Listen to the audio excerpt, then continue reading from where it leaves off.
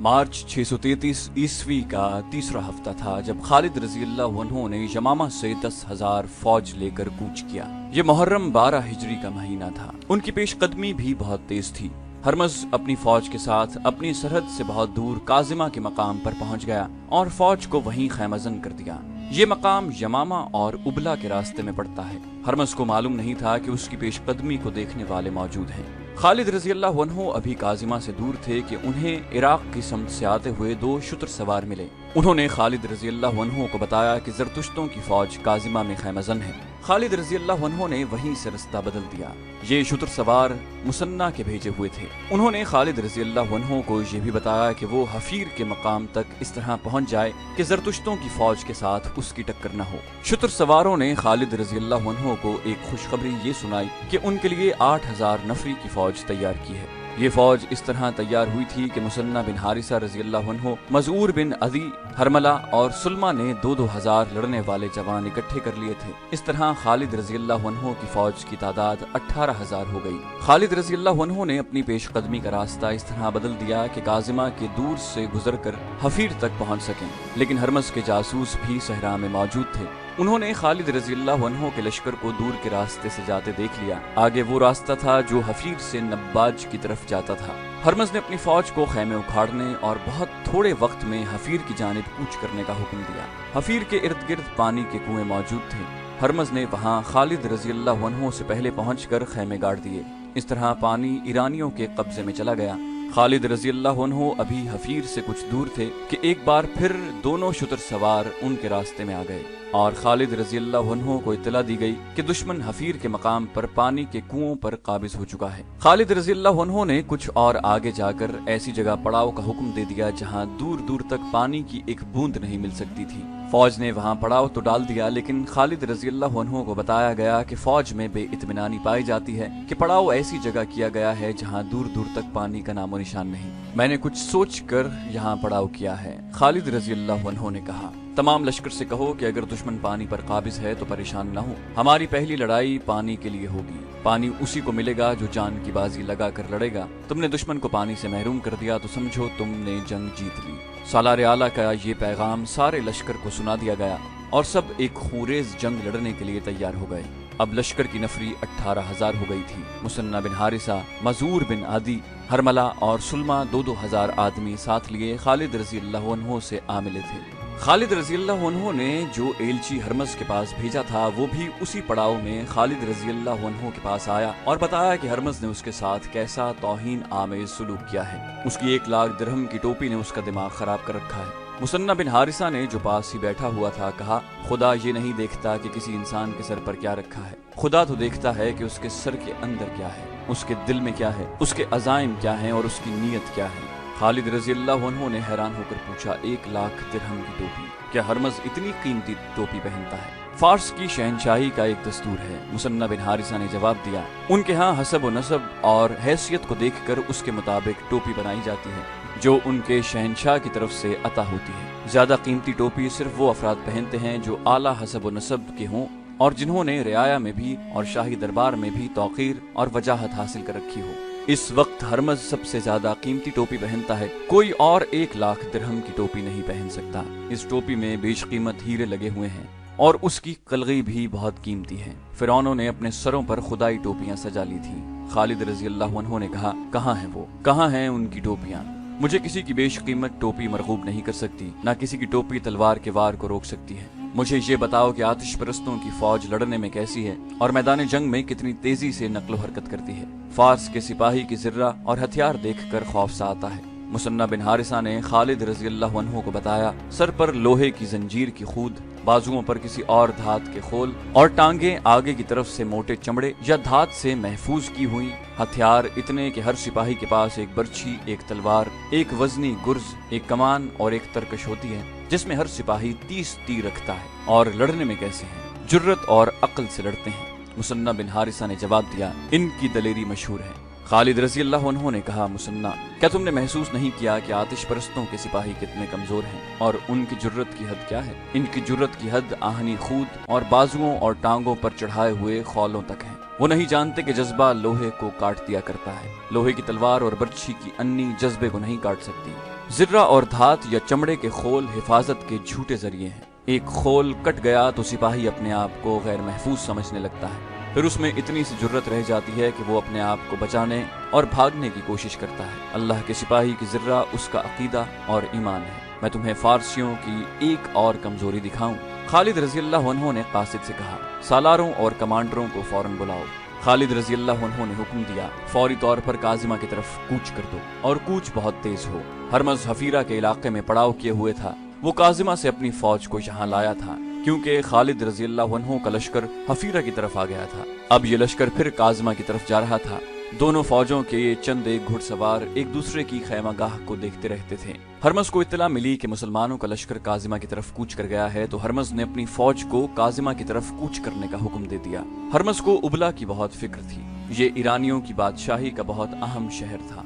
ये तिजारती मरकज था। हिंदुस्तान को ताजिरों के काफिले यहीं से जाया करते थे और हिंदुस्तान खुसूसन सिंध का माल इसी मकाम पर आया करता था। ये ईरान का फौजी मरकज भी था। इस इलाके के रहने वाले मुसलमानों को दबाए रखने के लिए उबला में फौज रखी गई थी। हरमज की कोशिश ये थी कि मुसलमानों का लश्कर उबला तक न पहुंच सके। हरमज को उबला पहले से ज्यादा खतरे में नजर आने लगा क्योंकि मुसलमान उबला की जुनूब में काजिमा की तरफ बढ़ रहे थे। मुसलमानों के लिए कूच इतना मुश्किल न था जितना ईरानियों के लिए दुश्वार था। मुसलमानों के पास ऊंट और घोड़े खासे थे। सिपाही हल्के फुल्के थे। वो आसानी से तेज चल सकते थे। इनके मुकाबले में ईरानी सिपाही ज़र्रा और हथियारों से लदे हुए थे, इसलिए वो तेज चल नहीं सकते थे। एक दो दिन पहले ही वो काजिमा से हफीरा आए थे। इस कूच की थकन अभी बाकी थी कि उन्हें एक बार फिर कूच करना पड़ा, और वो भी बहुत तेज, ताकि मुसलमानों से पहले काजिमा के इलाके में पहुंच जाएं। इस कूच ने रास्ते में ही उन्हें थका दिया। हरमज की फौज जब काजिमा में मुसलमानों के मुकाबिल पहुंची तो निढाल हो चुकी थी। मुसलमान सिपाही सहराई लड़ाइयों और सहरा में नक्लो हरकत के आदी थे। खालिद रज़ी अल्लाह अन्हु ने हरमज को ये तासुर देने के लिए कि वो अपने लश्कर को आराम नहीं करने देगा, लश्कर को 3 हिस्सों में तकसीम कर दिया। खुद कल्ब में रहे। दाएं और बाएं पहलुओं की कमान आसिम बिन अमर और अदी बिन हातिम के पास थी। आसिम बिन अमर काका बिन अमर के भाई थे और अदी बिन हातिम कबीला तय के सरदार थे, जो दराज कद मजबूत जिस्म वाले बड़े बहादुर जंगजू थे। खालिद रज़ी अल्लाह अन्हु अपनी फौज को लड़ाई की तरतीब में करते देखकर हरमज ने अपनी फौज को 3 हिस्सों में तकसीम कर दिया। वो भी कल्ब में खुद रहा और दोनों पहलुओं की कमान शाही खानदान के 2 अफराद कबाज और अनुशजान को दी। हरमज देख रहा था कि उसकी फौज पसीने में नहा रही है और सिपाहियों की सांसें फूली हुई हैं। उन्हें आराम की जरूरत थी, लेकिन मुसलमान जंगी तरतीब में आ चुके थे। हरमज ने अपनी फौज की तरतीब ऐसी रखी कि काजिमा शहर उसकी फौज के पीछे आ गया। उनके सामने रेगिस्तानी मैदान था और एक तरफ बेआबो ग्याह टीला नुमा पहाड़ियों का सिलसिला था। खालिद रज़ी अल्लाह अन्हु ने अपनी फौज को इस तरह आगे बढ़ाया कि ये पहाड़ी सिलसिला उनकी पुश्त की तरफ हो गया। अप्रैल 633 ईस्वी के पहले हफ्ते का एक दिन था जब मुसलमान पहली बार आतिश परस्त ईरानियों के मुकाबले में आए। हरमज के एक सालार ने कहा, अगर खालिद बिन वलीद रज़ी अल्लाह अन्हु मारे जाएं तो ये मार्का बगैर लड़े खत्म हो सकता है। मुसलमान जो इतनी दूर से आए हैं अपने सालार की मौत के बाद हमारे मुकाबले में नहीं ठहर सकेंगे। हरमज ने सालार से कहा, फौज से कहो जंजीरें बांध लें, मैं उनके सालार का बंदोबस्त करता हूँ, सबसे पहले यही मरेगा। उसने सालार को भेजकर अपने मुहाफिजों को बुलाया और उन्हें कुछ बताया। जंजीरें बांध लेने का मतलब ये था कि ईरानी फौज के सिपाही अपने आप को इस तरह जंजीरों से बांध लेते कि 5 से 10 सिपाही एक लंबी जंजीर में बंध जाते। उनके दरमियान इतना फासला होता कि वो आसानी से लड़ सकते थे। जंजीरें बांधकर लड़ने से एक फायदा ये होता था कि कोई सिपाही भाग नहीं सकता था। दूसरा फायदा ये कि उनके दुश्मन के घुड़सवार जब उन पर हल्ला बोलते तो सिपाही जंजीरें सीधी कर देते। जंजीरें घोड़ों की टांगों के आगे कर दी जाती और घोड़े गिर पड़ते। लेकिन जंजीरों का बहुत बड़ा नुकसान ये था कि एक जंजीर में से बंधे हुए सिपाहियों में से 1-2 जख्मी या हलाक हो जाते तो बाकी बेबस हो जाते और दुश्मन का आसान शिकार बन जाते। इस जंग को, जो हरमज और खालिद बिन वलीद रज़ी अल्लाह अन्हु के दरमियान लड़ी गई, जंगे सिलासिल यानी जंजीरों की जंग कहते हैं। मुसलमानों ने जब ये देखा कि ईरानी अपने आप को जंजीरों से बांध रहे हैं तो वो हैरान होने लगे। किसी ने बुलंद आवाज से कहा, वो देखो, फारसी अपने आप को हमारे लिए बांध रहे हैं, फतह हमारी है। खालिद रज़ी अल्लाह अन्हु ने बुलंद आवाज से कहा, अल्लाह ने इनके दिमागों पर मोहर लगा दी है। खालिद रज़ी अल्लाह अन्हु ने कुछ सोच कर काजिमा से हफीर और हफीर से काजिमा को कूच किया था। वो फायदा उन्हें नजर आ गया था। हरमज की वो फौज जो ज़र्रा और हथियारों से लदी हुई थी, लड़ाई शुरू होने से पहले ही थक गई थी। खालिद रजी अल्लाह अन्हु ने ईरानियों को आराम की मोहलत ही न दी। अब ईरानियों ने अपने आप को जंजीरों में बांध लिया था। खालिद रजी अल्लाह अन्हु ने सोच लिया कि वो क्या चाल चलेंगे और ईरानियों को किस तरह लड़ाएंगे। हरमज ने अपने घोड़े को ईड़ लगाई और दोनों फौजों के दरमियान ऐसी जगह आकर रुक गया जहां जमीन कटी फटी और कहीं कहीं टीले थे। उसके मुहाफिज उससे कुछ दूर आकर रुक गए। कहाँ है खालिद? हरमज ने ललकार कर कहा, आ पहले मेरा और तेरा मुकाबला हो जाए। ये उस जमाने का दस्तूर था कि जंग शुरू करने से पहले दोनों फौजों के सालार जाती मुकाबलों के लिए एक दूसरे को ललकारते थे। दोनों फौजों के आदमी इनफिरादी तौर पर आगे जाकर तलवारों से भी लड़ते थे और कुश्ती भी करते थे। नतीजा दोनों में से एक की मौत होता था। जंग सिलासिल में हरमज ने खुद आगे आकर खालिद रजी अल्लाह अन्हु को इनफिरादी मुकाबले के लिए ललकारा। हरमज माना हुआ जंगजू और बहादुर आदमी था। तेगजनी की महारत के अलावा उसके जिस्म में बहुत ताकत थी। खालिद रजी अल्लाह अन्हु की उम्र 48 साल हो चुकी थी। वो जंगी चालों के माहिर थे। उनके जिस्म में अच्छी खासी ताकत थी, लेकिन हरमज ज्यादा ताकतवर और जवान था। उसकी ललकार पर खालिद रजी अल्लाह अन्हु ने घोड़े को ईड़ लगाई और हरमज के सामने जा रुके। हरमज घोड़े से उतरा और खालिद रजी अल्लाह अन्हु को घोड़े से उतरने का इशारा किया। दोनों ने तलवारें निकाल ली। दोनों ने एक दूसरे पर बड़बड़ कर वार किए। पैंतरे बदले, घूम घूम कर एक दूसरे पर आए, मगर तलवारें आपस में ही टकराती रहीं। फिर खालिद रजी अल्लाह अन्हु के हाथों और पैंतरों में फुर्ती आ गई। दोनों फौजें शोर गुल बपा कर रही थी। हरमज महसूस करने लगा कि वो खालिद रजी अल्लाह अन्हु की तलवार से बच नहीं सकेगा। वो तेजी से पीछे हट गया और उसने तलवार फेंक दी। तलवारें फैसला नहीं कर सकेंगी। हरमज ने कहा, आ खालिद, हथियार के बगैर आ और कुश्ती लड़। खालिद रजी अल्लाह अन्हु तलवार फेंक कर कुश्ती के लिए आगे बढ़े और दोनों गुत्थम गुत्था हो गए। कुश्ती में हरमज का पल्ला भारी नजर आता था, लेकिन मौर्रिख लिखते हैं कि हरमज की चाल कुछ और थी। उसने अपने मुहाफिजों को पहले ही बता रखा था कि जब खालिद रजी अल्लाह अन्हु को इतनी मजबूती से पकड़ ले कि खालिद रजी अल्लाह अन्हु हिलने के काबिल न रहें, तो मुहाफिज दोनों को इस तरह घेरे में ले लें कि उनकी नीयत और इरादे पर शक न हो, यानी वो तमाशाई बने रहें। और उनमें से एक मुहाफिज खंजर निकाल कर खालिद रजी अल्लाह अन्हु के पेट चाक कर दे। जंगजू इस तरह धोखा नहीं किया करते थे, लेकिन हरमज कमीनगी की वजह से मशहूर था। हरमज के मुहाफिज आगे बढ़ आए और अपनी फौज की तरह नारे लगाते नरगे की इस तरतीब में होते गए। वो घोड़ों पर सवार नहीं थे। वो घेरा तंग करते गए, हत्ता के दोनों के करीब चले गए। खालिद रजी अल्लाह अन्हु की तवज्जो बढ़ गई। हरमज ने फुर्ती से खालिद रजी अल्लाह अन्हु के दोनों बाजू इस तरह जकड़ लिए कि उसके बाजू खालिद रजी अल्लाह अन्हु की बगलों में थे। मुहाफिज और करीब आ गए। हरमज ने अपनी जबान में मुहाफिजों से कुछ कहा। खालिद रजी अल्लाह अन्हु उसकी जबान तो न समझ सके, इशारा समझ गए। उन्होंने खतरे को भांप लिया और जिस्म की तमाम तर ताकत सर्फ करके इतनी जोर से घूमे कि हरमज को भी अपने साथ घुमा लिया। फिर खालिद रजी अल्लाह अन्हु एक जगह खड़े घूमते रहे। हरमज के पांव जमीन से उठ गए। खालिद रजी अल्लाह अन्हु ने हरमज के बाजू अपनी बगलों में जकड़ लिए और अपने हाथ हरमज की बगलों में ले जाकर उसे घुमाते रहे। इस तरह मुहाफिजों का दायरा खुलता गया और उनमें से किसी को भी आगे बढ़कर खालिद रजी अल्लाह अन्हु पर वार करने का मौका न मिला। लेकिन खालिद रजी अल्लाह अन्हु का ये दाव ज्यादा देर न चल सका।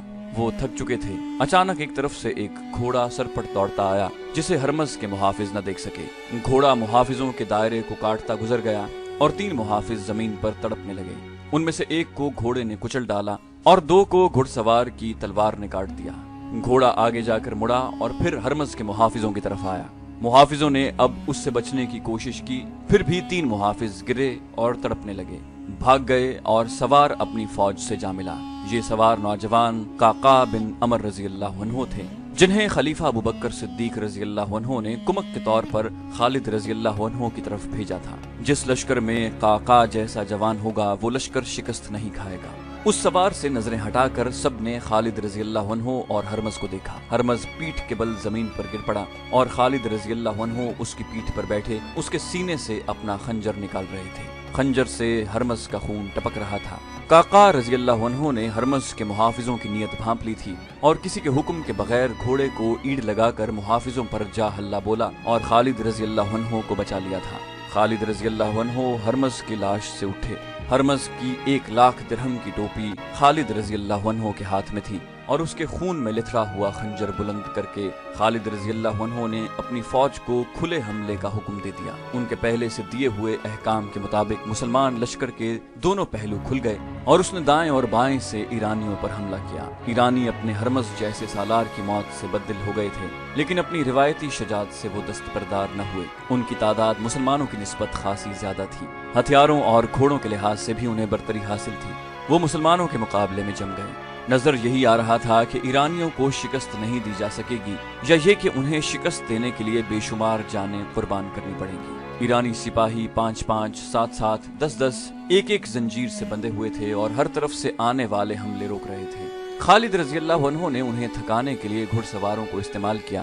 گھڑ سواروں نے پیادوں پر اس طرح حملے شروع کر دیے کہ پیادوں کو دائیں بائیں دوڑنا پڑتا۔ ان پیادوں کو بھی خالد رضی اللہ عنہ نے اسی طرح استعمال کیا۔ ایرانی پیادوں کو بھاگنا دوڑنا پڑا۔ ان کے مقابلے میں مسلمان تیزی سے حرکت کر سکتے تھے۔ آخر ایرانیوں میں تھکن اور سستی کے آثار نظر آنے لگے۔ انہوں نے اپنی روایت کے مطابق جو زنجیریں باندھ رکھی تھیں وہ ان کے پاؤں کی بیڑیاں بن گئیں۔ ہتھیاروں کی برتری وبال جان بن گئی۔ ایرانیوں کی تنظیم اور ترتیب بکھرنے لگی۔ ان کے قلب کی کمان تو پہلے ہی ہرمز کے مرتے ہی ختم ہو گئی تھی۔ ان کے پہلوؤں کے سالار قباز اور انوشجان نے شکست یقینی دیکھی تو پسپائی کا حکم دے دیا۔ پسپا وہی ہو سکے جو زنجیروں میں بندھے نہیں تھے۔ ان میں زیادہ گھڑ سوار تھے۔ قباز اور انوشجان پہلوؤں سے اپنی فوج کی بہت سی نفری بچا کر لے گئے، لیکن قلب کے ہزاروں سپاہی مسلمانوں کے ہاتھوں کٹ گئے۔ یہ تو آتش پرستوں کا قتل عام تھا جو سورج غروب ہونے تک جاری رہا۔ شام تاریک ہو گئی تو یہ خونی سلسلہ رکا۔ مسلمانوں نے ایک بڑے ہی طاقتور دشمن کو بہت بری شکست دے کر ثابت کر دیا کہ نفری کی افراد اور ہتھیاروں کی برتری سے فتح حاصل نہیں کی جا سکتی۔ جذبہ لڑا کرتا ہے۔ اگلے روز مال غنیمت اکٹھا کیا گیا۔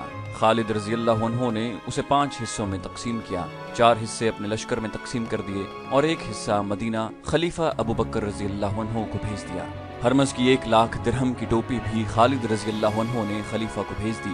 خلیفہ نے یہ ٹوپی خالد رضی اللہ عنہ کو واپس بھیج دی، کیونکہ ذاتی مقابلوں میں مارے جانے والے کا مال غنیمت جیتنے والے کا حق ہوتا ہے۔ یہ ٹوپی خالد رضی اللہ عنہ کی ملکیت تھی۔